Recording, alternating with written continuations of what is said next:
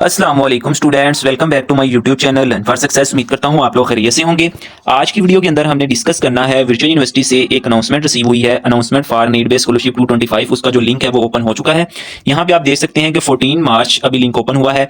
काफी स्टूडेंट्स के ये मैसेजेस रिसीव हो रहे थे कि नीड बेस्ड स्कॉलरशिप के अंदर हम किस तरह अप्लाई कर सकते हैं और कौन कौन से स्टूडेंट हैं वो अप्लाई कर सकते हैं। और काफी स्टूडेंट्स का अच्छा CGPA भी आया है और वो भी परेशान थे कि हम मेरिट बेस्ड स्कॉलरशिप के अंदर वर्चुअल यूनिवर्सिटी के अंदर किस तरह अप्लाई कर सकते हैं और वो किस तरह मिलती है। आज की वीडियो के अंदर हम इसी को डिटेल के साथ डिस्कस करेंगे कि वर्चुअल यूनिवर्सिटी के अंदर ये जो लिंक ओपन हुआ है जो कि नीड बेस्ड स्कॉलरशिप का है, इसके अंदर अप्लाई किस तरह करते हैं, कौन कौन से स्टूडेंट इसके अंदर अप्लाई कर सकते हैं, किन किन स्टूडेंट्स को किस तरह स्कॉलरशिप मिलेगी और जो मेरिट बेस्ड स्टूडेंट्स हैं उनको किस तरह यूनिवर्सिटी के अंदर स्कॉलरशिप मिलेगी। तो ये जो अनाउंसमेंट रिसीव हुई है 14 मार्च आज के दिन ही रिसीव हुई है। इसके अंदर हम डिस्कस कर लेते हैं कि उन लोगों ने क्या लिखा हुआ है। फर्स्ट ऑफ ऑल उन लोगों ने लिखा हुआ है students are inform to needs based scholarship link spring 225 has been open. आपका जो है लिंक ओपन हो चुका है नीड बेस्ड स्कॉलरशिप का। डिजर्विंग स्टूडेंट जो कि डिजर्व करते हैं नीड बेस्ड स्कॉलरशिप वो अप्लाई कर सकते हैं। Deserving students are eligible to need based scholarships apply, वो अप्लाई करें। उसकी लास्ट डेट जो है वो 26 मार्च है। 26 मार्च तक जो एलिजिबल स्टूडेंट्स हैं जो कि नीड बेस्ड स्कॉलरशिप हासिल करना चाहते हैं वो उसके अंदर अप्लाई कर सकते हैं। उसकी कंडीशंस कैसे कैसे अप्लाई करना है, कौन कौन से फॉर्म फिल करने हैं, वो तमाम चीजें इसी वीडियो के अंदर मैं बताऊंगा। वीडियो स्टार्ट करने से पहले अगर हमारे चैनल पे न्यू है तो जल्दी से चैनल को सब्सक्राइब कर ले, बेल आइकन को प्रेस कर ले। इंशाल्लाह वर्चुअल यूनिवर्सिटी की तमाम अपडेट्स आपको इसी चैनल पे देखने को मिलेगी। इसके अलावा अगर हमारे व्हाट्सएप ग्रुप में ऐड होना चाहते हैं, इसी वीडियो के डिस्क्रिप्शन में हमारा व्हाट्सएप का ग्रुप लिंक है,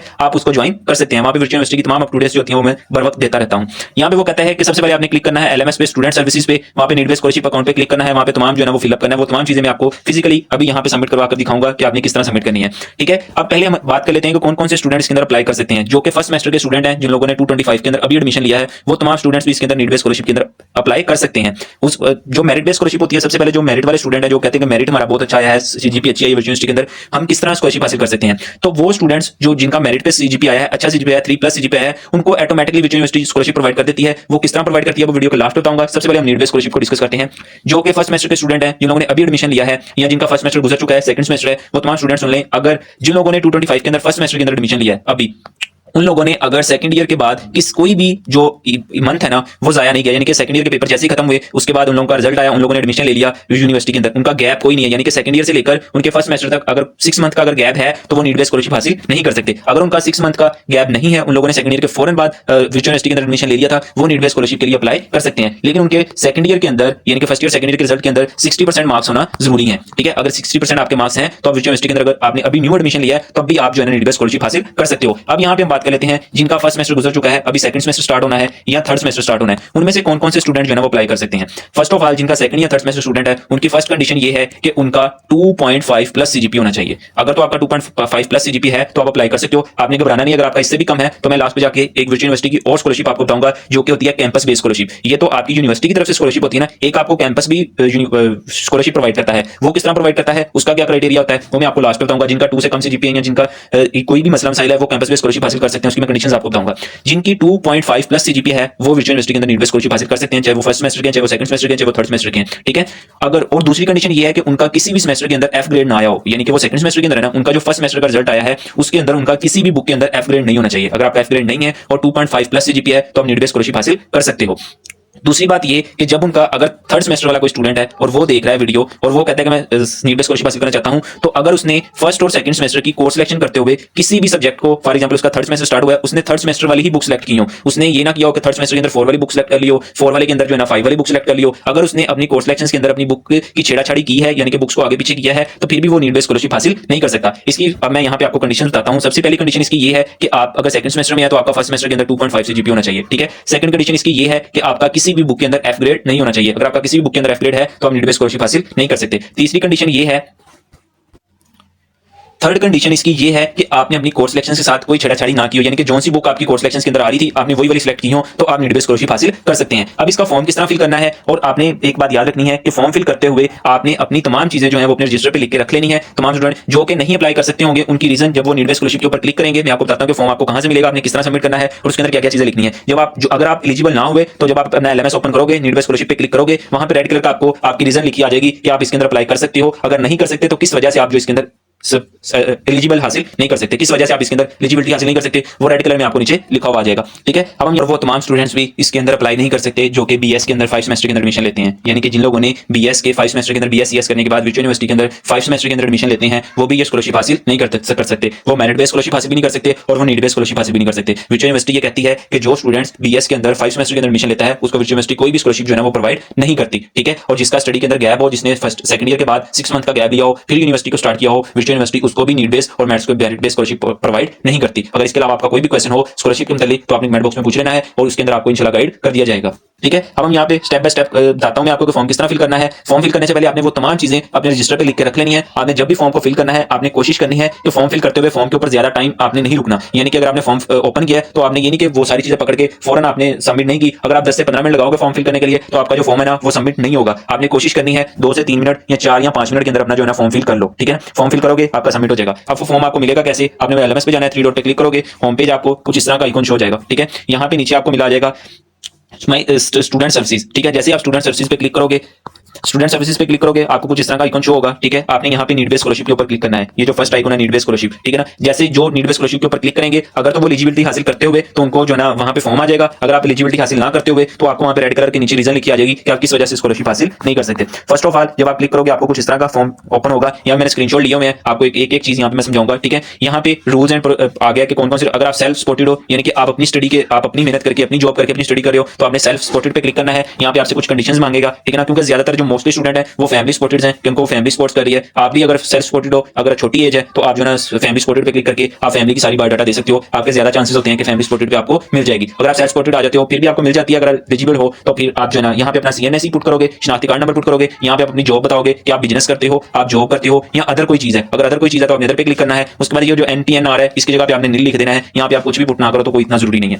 ठीक है, नेक्स्ट हम जो है ना डिस्कस करते हैं क्योंकि मोस्टली स्टूडेंट्स का फैमिली सपोर्टेड होते हैं और आप लोग भी अगर सेल्फ सपोर्टेड हो तो मैं आपको यही मशवरा दूंगा कि आप फैमिली सपोर्टेड पे क्लिक करके सारी चीजें वो वाली दो। ठीक है, अब यहाँ पे जो स्टूडेंट एलिजिबल होंगे वही अप्लाई करें। कुछ ऐसे स्टूडेंट भी होते हैं जो कि उनको मजबूरी नहीं होती लेकिन फिर भी वो अप्लाई करते हैं, तो मैं आपको ये सजेस्ट करूंगा जो हकदार होते हैं वही इसके अंदर अप्लाई किया करें ताकि ज्यादातर हकदार जो स्टूडेंट होते हैं उनको ये स्कॉलरशिप मिले। ठीक है ना, अब यहाँ पे आ जाता है कि सपोर्टेड बाय आपको आपका फादर सपोर्ट करता है। जब आप फैमिली सपोर्ट के ऊपर क्लिक करोगे सबसे पहले आपसे पूछेगा सपोर्टेड बाय कि आपको कौन सपोर्ट करता है। आपका फादर करता है, गार्डियन यानी कि आपकी वालदा करती है या कोई नानके की तरफ से करता है, दादकों की तरफ से कोई भी सपोर्ट करता है आपने यहाँ पे क्लिक कर देना है। उसके बाद वो आपका फादर या गार्डियन जो आपको सपोर्ट करता है उनका नेम पूछेंगे, आपने उनका नेम लिख देना है। लास्ट पे वो दूसरे नंबर पे आपसे क्या पूछेंगे, उनका CNIC नंबर। जो आपको सपोर्ट कर रहा है उनका आपने CNIC नंबर देना है। उसके बाद जॉब टाइप, जो आपको सपोर्ट कर रहा है वो क्या बिजनेस करते हैं, जॉब करते हैं या अदर कोई काम करते हैं। अगर वो बिजनेस करते हैं तो आपने उनका बिजनेस की इन्फॉर्मेशन नीचे देनी है। अगर वो जॉब करते हैं तो जॉब की इन्फॉर्मेशन देनी है। अगर उनका कोई अदर बिजनेस है तो आप जैसे ही अदर पे क्लिक करोगे नीचे वो आपसे पूछेगा। यहाँ पे फॉर एग्जाम्पल मैं आपको बताता हूँ यहाँ पे, ठीक है, कि यहाँ पे जैसे ही आप अदर के ऊपर क्लिक करोगे, जो बिजनेस के ऊपर क्लिक करोगे तो बिजनेस की जो इन्फॉर्मेशन देनी है वो भी आपको नेक्स्ट बताता हूँ। जैसे ही आप अदर पे क्लिक करोगे यहाँ पे पूछेगा इन अदर स्पेसिफिक कि वो कौन सी स्पेसिफिक है, यानी कि वो मजदूरी करते हैं, ठीक है, वो खेतीबाड़ी करते हैं या कोई भी काम करते हैं। यहाँ पे आपने इंग्लिश में ये आप ChatGPT से भी हेल्प ले सकते हो। अगर खेतीबाड़ी करते हैं या कोई मजदूरी करते हैं तो उनके बारे में जो आपने इंग्लिश में लाइन्स लिखनी है वो ChatGPT से भी आप लेके लिख सकते हो, लेकिन वहां से थोड़ी हेल्प लेनी है, लेकिन लिखना आपने अपनी वर्डिंग में है। ठीक है ना, NTN का मतलब यहाँ पे आप इसको नील भी छोड़ सकते हो, ये पुट करना जरूरी नहीं है। ठीक है, अगर आप अपने बिजनेस पे करते हो, ठीक है, फॉर एग्जाम्पल अगर आप अपना बिजनेस पे क्लिक करते हो, ठीक है, यहाँ पे आप कहते हो कि आपका जो गार्डियन है जो आपको सपोर्ट कर रहा है उसका बिजनेस है, ठीक है, तो वो बिजनेस के बारे में आपसे इन्फॉर्मेशन पूछेगा। ठीक है, ये उनके बिजनेस एंड कंपनी इन्फॉर्मेशन जो आपको हेल्प कर रहा है स्टडी के अंदर, आपका जो सपोर्ट कर रहा है, आपको आपकी फी वगैरह पे कर रहा है, वो आपका बिजनेस कर रहा है तो उसकी इन्फॉर्मेशन दो। नेम टाइटल, उनका नेम बताओ, ठीक है, जो आप बिजनेस कर रहे हैं, ठीक है ना, उनकी अगर शॉप है या उनका कोई भी चीज है होता है उसका नेम बताओ, उनका एड्रेस बताओ जहाँ पे वो है, उनका फोन नंबर बताओ, उनका मोबाइल नंबर बताओ। ठीक है ना, फोन नंबर यानी कि PTCL नंबर आ जाएगा, जो मोबाइल नंबर आ जाएगा वो जो आप उनका मोबाइल नंबर होता है। ईमेल देने की जरूरत नहीं है उनकी, अगर है तो आपके पास तो आप दे सकते हैं, अदरवाइज कोई बात नहीं। डेस्टिनेशन की यानी कि वो किस ओहदे पे हैं वहां पे, यानी कि फॉर एग्जांपल अगर वो किसी मॉल में काम कर रहे हैं या किसी भी वो वहां पे सुपरवाइजर हैं या कोई भी हैं, वो किस ओहदे पे बैठे हुए हैं जो वो बिजनेस कर रहे हैं उसका वहां यहाँ पे आपने वो चीज लिखनी है। How to long are working, और वो जो उनकी ड्यूरेशन है वो कितनी ईयर से वहां पे काम कर रहे हैं, उस बिजनेस के अंदर कितने साल से काम कर रहे हैं वो आपने बताना है। और यहाँ पे उनकी एनुअल इनकम बतानी है कि उनकी एनुअल जो इनकम है वो कितनी है। ठीक है, ये तमाम फिल करने के बाद यहाँ पे नीचे आ जाएगा हाउस टाइप। ये हाउस टाइप आपका अपना पूछा जा रहा है, आपके गार्डियंस का पूछा नहीं जा रहा, जो आपको हेल्प प्रोवाइड कर रहे हैं, आपको सपोर्ट कर रहे हैं स्टडी के अंदर, ये उनका पूछा नहीं जा रहा, ये आपका पूछा जा रहा है। आप वहां पे रेंट पे रहते हो या ऑन, यानी कि आपका अपना जाती मकान है तो आपने वो बताना है। यहाँ पे आपने अपना घर का एड्रेस देना है, ठीक है, आपका घर का एड्रेस क्या है वो आपने बताना है। ठीक है, जैसे आप ये कर देंगे उसके बाद आपका आ जाएगा मैरिड स्टेटस। ठीक है ना, ये मैरिड स्टेटस यहाँ पे स्टूडेंट्स काफी जो ज्यादा मिस्टेक करते हैं वो यही करते हैं कि वो जो गार्डियन आपको हेल्प प्रोवाइड कर रहा है वो उसका समझ के यहाँ पे लगा देते हैं। ये आपसे आपका पूछा जा रहा है जो कि स्टूडेंट है। फॉर एग्जाम्पल मैं वीडियो बना रहा हूँ तो मैं स्टूडेंट्स हूँ तो वो मुझसे पूछ रहा है कि मैं मैरिड हूँ या अनमैरिड हूँ। तो मोस्टली जो स्टूडेंट होते हैं यूनिवर्सिटी के वो अनमेरिड होते हैं, ठीक है। तो आपने अनमेरिड पे क्लिक करना है, अगर वो मैरिड हो तो आपने मैरिड के ऊपर क्लिक कर देना है, ठीक है। नेक्स्ट आपके पास क्या आ जाएगा, डिपेंडिंग इंक्लूडिंग यू, ठीक है ना, कि कितने लोग जो है ना उस पर डिपेंड करते हैं जो आपको सपोर्ट कर रहा है। यानी कि अगर आप अकेले स्टडी हासिल कर रहे हो तो आपने इसको नील छोड़ देना है। अगर आपकी सिस्टर या आपका ब्रदर भी स्टडी कर रहा है, उनको भी वही आपके गार्डियन सपोर्ट कर रहे हैं। यानी कि फॉर एग्जांपल आपकी नानी अम्मा आपको सपोर्ट कर रही है और वो आपकी स्टडी के लिए भी आपको सपोर्ट कर रही है, आपके बहन भाइयों के लिए सपोर्ट कर रही है, तो आपने यहाँ पे बताना है, उनका नेम लिखना है। यानी कि अगर आपकी एक सिस्टर अगर एक से ज्यादा, तो आपने यहाँ पे ऐड रो के ऊपर क्लिक करना है। यहाँ पे ऐड रो, आप ऐड रो के ऊपर क्लिक करोगे, आपके दूसरे ब्रदर का नेम आ जाएगा। फिर ऐड रो करोगे, आप अपनी सिस्टर के बारे में लिख सकते हो। अगर आपकी दूसरी सिस्टर है तो आप यहाँ पे ऐड रो के ऊपर क्लिक करोगे, आपकी तीसरी सिस्टर आ जाएगी, ठीक है ना। यहाँ पे आपने उसका जो है ना रिलेशन बताना है। यहाँ पे आपने उनका रिलेशन बताना है कि उनका आपके साथ रिलेशन क्या है, यानी कि बहन है, भाई है। जब आप इसके ऊपर क्लिक करोगे अब वो बता देगा कि आपका ब्रदर है, सिस्टर्स है, आपका क्या लगता है रिलेशन के बारे में बता देगा, ठीक है। नेक्स्ट आपने यहाँ पे उनकी एज बतानी है कि जो आपकी सिस्टर आप उनसे सपोर्ट ले रही है वो किस एज की है, उसका स्टेटस क्या है, क्या वो स्टडी कर रही है या किस काम के लिए जो है ना वो ले रही है, ठीक है। वो आपने बता देनी है और उसकी कितनी फी है वो यहाँ पे आपने बता देनी है, ठीक है। यहाँ पे उनकी फी बता देनी है, अगर वो स्टडी कर रही है तो उसकी कितनी फी है, ठीक है ना, वो आपने यहाँ पे लिख देनी है, ठीक है। उसके बाद आपका आ जाएगा यहाँ पे देखो, जैसे ही ऐड रो के ऊपर क्लिक करोगे आपके पास 2-3 रो आ जाएंगी, आपने तमाम लिख देना है। जैसे फॉर एग्जांपल आपकी कोई सिस्टर है, उसकी एज जो 10 साल है और वो स्कूल के अंदर स्टडी हासिल कर रही है, उसके जो महीना अखराजात आते हैं वो कितने आते हैं वो आपने सारे लिख देना है। दूसरी सिस्टर हो या दूसरा कोई ब्रदर हो, वो यहाँ पे आपने तमाम चीजें जो फिलअप कर देनी है, ठीक है। नेक्स्ट आपके पास आ जाएगा आपकी एनुअल एक्सपेंडिचर, ठीक है ना, यानी कि आपका यूटिलिटीज जो बिल्स होते हैं वो कितने आ जाते हैं, आपके एजुकेशन के ऊपर पूरा कितना साल का खर्चा आ जाता है। उसके बाद यहाँ पे लिविंग, उसके लिए लोन आपने कोई लिया हुआ, यानी कि आपने कोई कर्ज लिया हुआ तो आपका कितना कर्ज है, ये तमाम चीजें आपने अच्छे तरीके से फिलअप कर देनी है, ठीक है ना। अगर कोई अदर आपका है तो वो भी आप यहाँ पे आपने जो है सबमिट कर देना है, ठीक है। नेक्स्ट आपका आ जाता है electric bill information. Electric bill जो आपका बिजली का बिल होता है जो आपका है, आपने उसकी पिक्चर ले लेनी है। कैम स्कैन से आपने उसको स्कैन कर लेना है, वहां से आपने अपनी पिक्चर की स्क्रीन लेके